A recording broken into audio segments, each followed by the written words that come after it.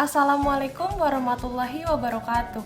Perkenalkan, saya Aika Humairariani dengan NPM 0441222328. Pada video kali ini, saya akan menjelaskan materi dari mata kuliah Perilaku Konsumen. Dari materi yang akan saya jelaskan, yaitu terdapat 6 poin. Yang pertama, apa itu perilaku konsumen? Yang kedua, kaitan perilaku konsumen dengan manajemen pemasaran. Yang ketiga, proses STP. Yang keempat, prinsip dasar marketing. Yang kelima, faktor yang mempengaruhi perilaku konsumen. Dan yang terakhir, yaitu proses keputusan pembelian konsumen.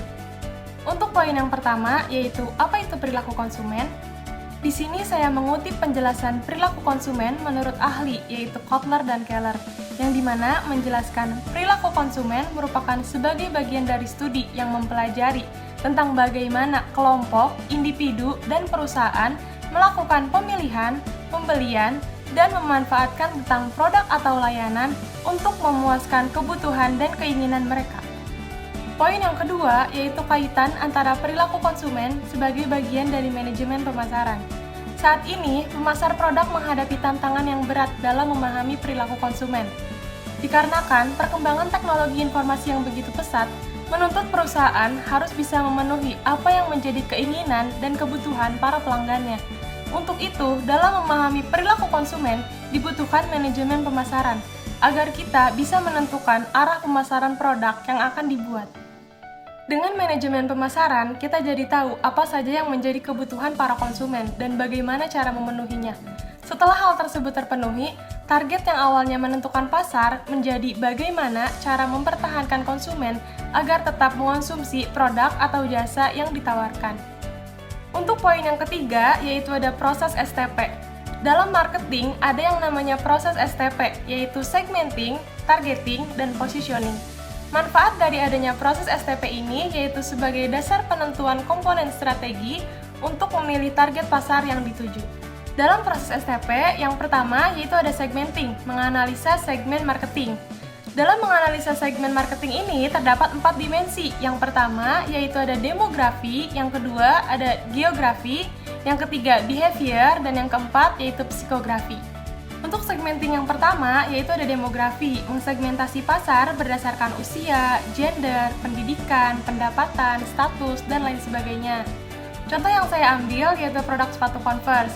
Jadi, yang memakai sepatu Converse ini bisa dari gender perempuan atau laki-laki, untuk usianya bisa dari umur 10 tahun atau sampai 30 tahun. Untuk statusnya mungkin bisa pegawai, mahasiswa, pelajar, dan lain sebagainya. Untuk segmenting yang kedua yaitu geografi, mensegmentasi pasar berdasarkan tempat tinggal dan iklim. Untuk sepatu Converse mungkin banyak yang menggunakannya di daerah perkotaan. Poin segmenting yang ketiga yaitu behavioral, membaca konsumen berdasarkan kebiasaan berbelanjanya atau sekali berbelanja mengeluarkan uang berapa. Dan untuk poin yang keempat yaitu psikografi, membaca konsumen berdasarkan psikologinya. Contohnya seperti ketertarikannya terhadap model sepatu yang seperti apa, atau dia biasa melakukan gaya hidup yang sehat atau tidak, atau aktivitas sehari-harinya. Proses STP yang kedua yaitu ada targeting. Jadi setelah kita mensegmentasi pasar, kita menargetkan pasar yang akan kita tuju itu kemana. Proses STP yang terakhir yaitu positioning. Jadi, dari segmentasi dan targeting konsumen tadi, langkah selanjutnya yaitu bagaimana cara kita memperkenalkan produk atau jasa yang akan ditawarkan kepada konsumen. Cara pemasaran atau promosinya akan seperti apa.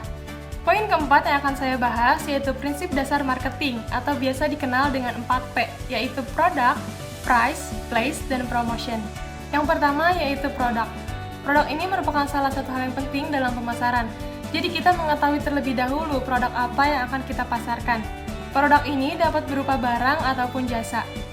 Jika ingin menjual produk yang menguntungkan, maka diperlukan perencanaan yang matang dan melihat produk dari sisi pelanggan dan juga mempertimbangkan faktor yang penting. Faktor-faktor tersebut mungkin bisa mencakup pertanyaan seperti kualitas produk, kebutuhan pelanggan, dan apa bedanya produk tersebut dengan produk lain. Prinsip dasar marketing yang kedua yaitu ada price atau harga. Harga ini adalah uang yang harus pelanggan bayarkan terhadap produk atau layanan yang kita tawarkan. Harga ini ditentukan setelah menentukan nilai pasar. Jika kita menentukan harga yang lebih tinggi dari nilai pasar, otomatis pelanggan akan menaruh ekspektasi lebih terhadap produk yang kita tawarkan. Dan karena hal itu, kita harus bisa memenuhi ekspektasi pelanggan tersebut jika ingin bisnis kita sukses. Yang ketiga, place atau tempat. Tempat ini mengacu pada proses membawa produk atau layanan kita kepada pelanggan, di mana produk dan layanan tersebut tersedia sehingga pelanggan bisa membelinya. Tempat tersebut bisa berupa offline ataupun online. Penting bagi sebuah bisnis untuk menentukan tempat yang tepat dan nyaman bagi para pelanggan, dan menjangkau calon pelanggan untuk meningkatkan penjualan produk. Yang terakhir yaitu promotion atau promosi. Promosi harus memberikan alasan kepada pelanggan untuk memilih layanan atau produk yang kita tawarkan, dan juga menunjukkan kepada calon pelanggan manfaat dari produk tersebut. Penjelasan yang kelima yaitu faktor-faktor yang mempengaruhi perilaku konsumen. Terdapat 5 poin. Yang pertama ada budaya. Sebagai manusia, kita semua pasti memiliki nilai dan ideologi kita sendiri. Nilai dan ideologi tersebut berasal dari tempat kita berada, dan tentunya nilai tersebut dapat berbeda-beda antara satu budaya dengan budaya lainnya. Misalnya seperti di Indonesia, yang dimana mayoritas masyarakatnya yaitu Muslim, sehingga akan dengan mudah bagi kita untuk menemukan berbagai produk halal yang dijual di pasaran. Yang kedua, status atau kelas sosial. Pembagian masyarakat ke dalam kelas-kelas atau strata yang berbeda, seperti perbedaan pendidikan, perbedaan pendapatan, perbedaan gaya hidup, dan perbedaan nilai-nilai yang dianut. Misalnya, seperti orang yang memiliki gaya hidup yang berbeda. Individu yang menjalani gaya hidup yang sehat dan individu yang menjalani gaya hidup yang tidak sehat pasti memiliki kebutuhan yang berbeda-beda. Yang ketiga, pengaruh pribadi atau individu. Pengaruh individu yang dimaksud yaitu pengaruh setiap individu di luar konsumen itu sendiri, seperti pengaruh seseorang atau sekelompok yang secara nyata mempengaruhi perilaku seseorang. Yang keempat, keluarga. Keluarga merupakan faktor eksternal yang mempengaruhi perilaku konsumen dalam pengambilan keputusan pembelian. Di dalam keluarga ada orang tua. Dari orang tua, seseorang memperoleh orientasi, agama, politik, penghargaan pribadi, serta cinta yang diberikan. Bahkan, jika pembeli sudah tidak lagi terlalu sering berinteraksi dengan orang tuanya, pengaruh orang tua terhadap perilaku pembeli tersebut bisa saja sangat signifikan. Yang kelima, situasi, yaitu pengaruh yang dapat timbul dari faktor khusus untuk waktu dan tempat yang spesifik yang lepas dari karakteristik konsumen. Karakteristik umum yang mendefinisikan situasi yaitu ada lingkungan fisik, lingkungan sosial, waktu ataupun momen, keadaan ataupun suasana hati. Materi terakhir yang akan saya bahas yaitu proses keputusan pembelian, yang dimana terdapat 5 poin. Yang pertama, mengenali kebutuhan. Kita, sebagai konsumen, sebelum membeli sesuatu pasti mencari tahu dulu apa yang akan kita beli atau kebutuhan apa yang kita butuhkan. Contohnya, seperti saya orangnya suka wewangian, jadi saya memutuskan untuk membeli parfum. Setelah mengetahui kebutuhan yang kita butuhkan, yang selanjutnya yaitu mencari informasi. Jadi saya mencari informasi berbagai jenis parfum yang sesuai dengan kebutuhan saya. Setelah mencari informasi dan menemukan beberapa referensi parfum yang sesuai dengan kebutuhan saya, yang selanjutnya itu mengevaluasi atau menyeleksi. Jadi saya menyeleksi dari berbagai jenis parfum tersebut, mana yang sesuai dengan kebutuhan dan cocok bagi saya. Yang selanjutnya yaitu kita melakukan pembelian.